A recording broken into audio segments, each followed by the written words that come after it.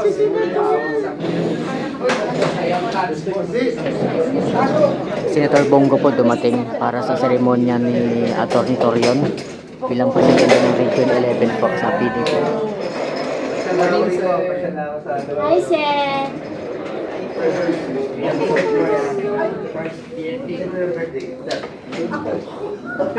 Good morning, Senator.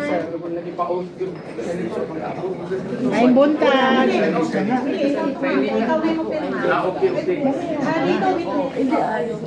Lakas ko naman kay Senator Bob.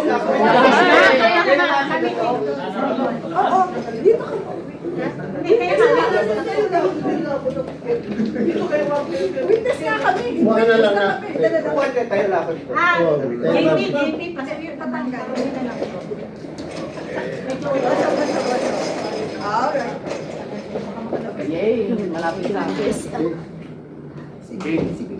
Check ka ba na?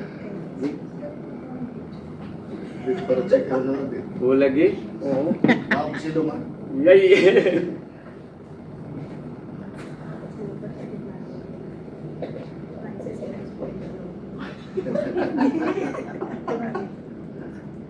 Okay. Ayan, happy, harap ko. Yes. Yes. Yan.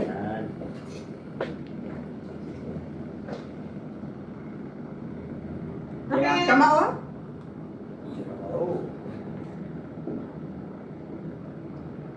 Puso.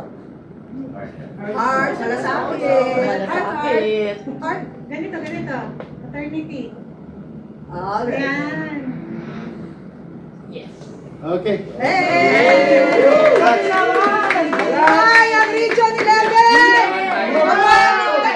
Buhay si Atty. Torion! Buhay ang PDP! Buhay si Senator Bongo! Wendell, mabuhay! Mabuhay tayong lahat! Kapeti, baka pwede magbigay ng konting mensahe si Senator Bongo para kay Atty. Torion. Ma'am, nagalaw dito.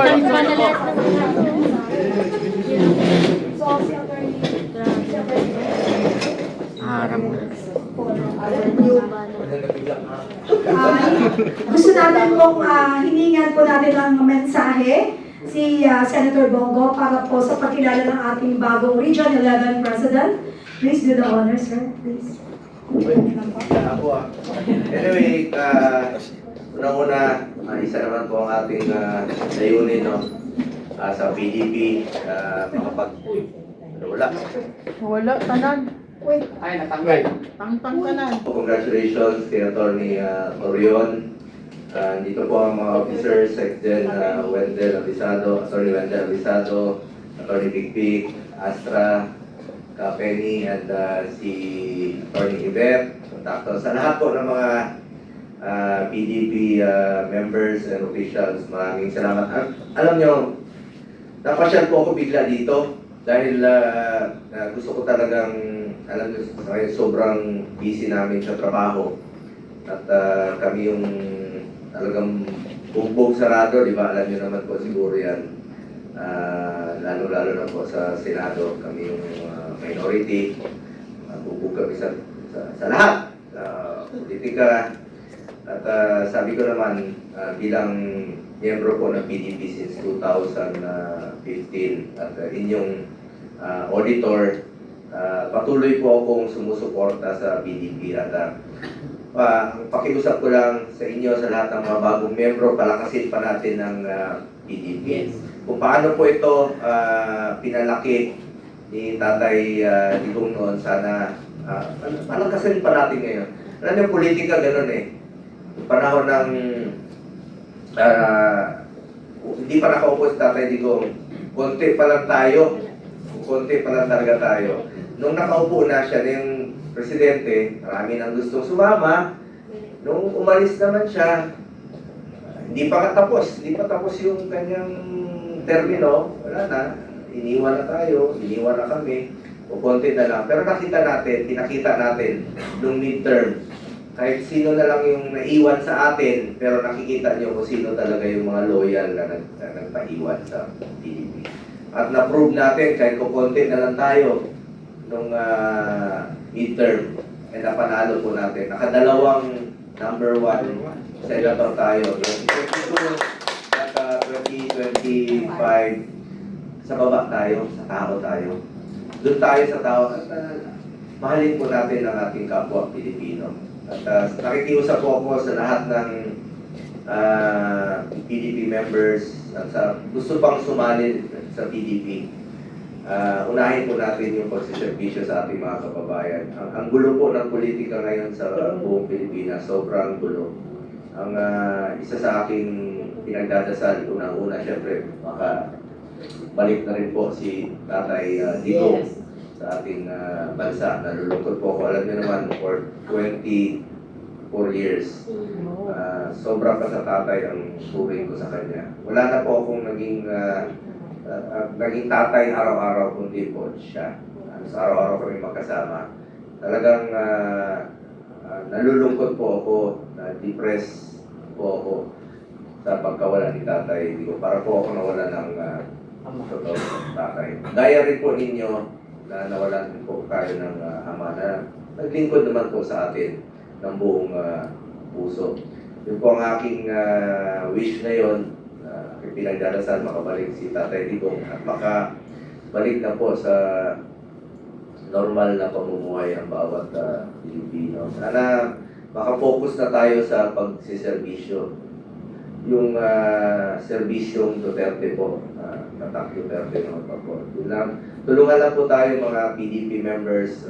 Once again, congratulations sa Tony Torion. Sa Mindanao, palakasin mo pa ang ating mga anay doon, mga miyembro natin, at unahin mo yung pagsiservisyo sa ating mga kabayan. Hindi naman po inaantay ng tao ngayon, makapag-servisyo tayo na maayos at makabalik sa normal na pamumuhay. Salamat rin po sa ating mga officers, no? Si Senator Robin, of course, si Acting President Mayor Baste, Duterte, at sa buong pamilya Duterte, of course, VP Inday Sara Duterte. Alam niyo naman po na wala po ako dito bilang senador, kundi po kay Tatay Digong. So ipagpatuloy po natin, ang importante dito, ipagpatuloy po natin yung legacy ni Tatay Digong. At huwag po natin kalimutan na ipagpatuloy pong ipagdasal po ating mahal na Tatay Digong. Alam kong nalulungkot rin po kayo, pero huwag po tayong mawala ng pag-asa. Diyan po ang PDP, habang nandiyan po ang PDP, may pag-asa po tayo. Malaki na ng ating membership o umonte. Importante po. Alam ng tao yan. Alam po ng tao. Na-prove na po natin ang midterm. Kaya po natin manalo. Kayang makabalik po muli ng PDP. As isa sa pinakamalaking partido po sa buong Pilipinas. Maraming salamat po sa inyong pagmamahal. Tatay Digong, maraming salamat rin po sa inyong suporta sa PDP. Mabuhay po ang PDP laban. Salamat ha, bigla tuloy ako po na. Bigla ako nag-araw na ito na ako pa nagsalita dito. Actually, pasya lang po ako dito sa headquarters. Dahil na-miss ko na rin po ang mga kasama natin sa PDP. Naging busy po kami sa trabaho. Sarado kami sa politika. Alam mo naman po yun.